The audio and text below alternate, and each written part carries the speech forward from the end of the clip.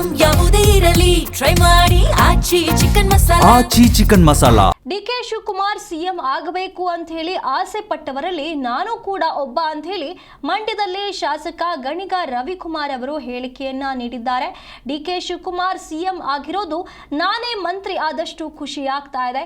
ಎಲ್ಲರಿಗೂ ನಾನು ಸಚಿವ ಆಗಬೇಕು ಅನ್ನುವಂತ ಆಸೆ ಇದೆ. ಆದರೆ ನಾನು ಶಾಸಕನಾಗಿಯೇ ಕೆಲಸ ಮಾಡ್ತೇನೆ. ಬೇರೆಯವರಿಗೆ ಕೊಟ್ಟರೂ ಕೂಡ ತೊಂದರೆ ಇಲ್ಲ ಅನ್ನೋ ರೀತಿಯಲ್ಲಿ ಮಾತುಗಳನ್ನಾಡಿದ್ದಾರೆ. ಎರಡನೇ ಟೈಮ್ನಲ್ಲೂ ಕೂಡ ಚಲುವನಾರಾಯಣ ಸ್ವಾಮಿ ಅವರು ಈ ಮಂತ್ರಿ ಆಗ್ತಾರೆ. ಯಾವುದೇ ಗೊಂದಲ ಇಲ್ಲ. ಒಟ್ಟು ಮಂಡ್ಯಕ್ಕೆ ಒಂದು ಮಂತ್ರಿ ಸಿಕ್ಕರೆ ಸಾಕು ಅನ್ನುವಂತ ಮಾತುಗಳನ್ನಾಡಿದ್ದಾರೆ. ಎರಡನೇ ಟೈಮ್ನಲ್ಲೂ ಕೂಡ ಚಲುವರಾಯ ಸ್ವಾಮಿ ಅವರು ಮಂತ್ರಿ ಆದರೂ ತೊಂದರೆ ಇಲ್ಲ ಅನ್ನುವಂತ ಮಾತುಗಳನ್ನಾಡಿದ್ದಾರೆ.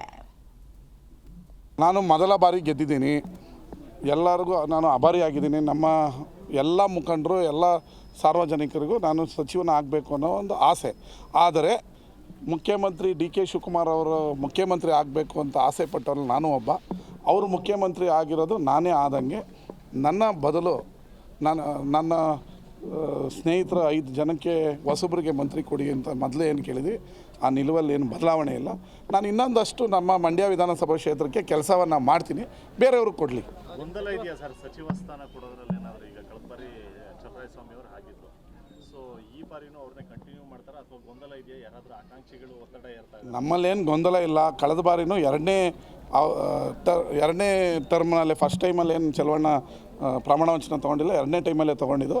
ಈಗಲೂ ವಿಶ್ವಾಸ ಇದೆ, ನಮಗೆ ಅತೀವವಾದ ವಿಶ್ವಾಸ ಇದೆ. ಎರಡನೇ ಟೈಮಲ್ಲಿ ಅವರು ನಮ್ಮ ಜಿಲ್ಲೆಯಲ್ಲಿ ಯಶಸ್ವಿಯಾಗಿ ಮುನ್ನಡೆಸಿದ್ದಾರೆ. ಅವರು ಮತ್ತೆ ಮಂತ್ರಿ ಆಗ್ತಾರೆ ಅನ್ನೋ ಒಂದು ವಿಶ್ವಾಸ ಇದೆ. ಇದ್ರ ಜೊತೆಗೆ ಬಾಬು ಬಂಡಿ ಸಿದ್ದೇಗೌಡರು ಕೂಡ ಮಂತ್ರಿಗಿರಿಯನ್ನು ಕೇಳ್ತಾ ಇದ್ದಾರೆ. ಅವ್ರ ಕುಟುಂಬ ಹಲವಾರು 40-50 ವರ್ಷದಿಂದ ಸೇವೆ ಮಾಡ್ತಾಯಿದ್ದೀವಿ. ನಾನು ಕೂಡ ಸತತವಾಗಿ 3 ಬಾರಿ MLA ಆಗಿದ್ದೀನಿ. ನನಗೆ ಕೊಡಿ ಅಂತ ಕೇಳಿದರೆ ಅವ್ರನ್ನೂ ಕನ್ಸಿಡರ್ ಮಾಡಿ 2 ಕೊಟ್ಟರು ನಮಗೆ ಸಂತೋಷ.